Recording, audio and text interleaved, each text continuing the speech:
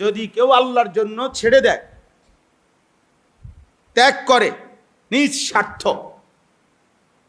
তাহলে আল্লাহ তাআলা নিঃসন্দেহে, কোনো সন্দেহ নেই যে আল্লাহ তাআলা তাকে তার চাইতে উত্তম,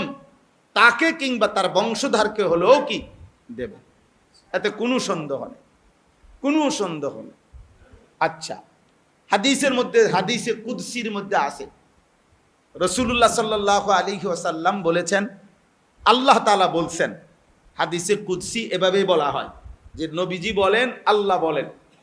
তো আল্লাহ তাআলা বলছেন যে নজর, চোখের নজর, যে ব্যক্তি ভিন নারী, হারাম ছবি, হারাম দৃশ্য, নাজায়েজ কিছুর দিকে না তাকিয়ে চোখ নামায়ে ফেলে, এই ভিন নারী দেখা ছেড়ে দেয়, হারাম দৃশ্য দেখা ছেড়ে দেয়, আল্লাহ তাআলা ওয়াদা দিছে।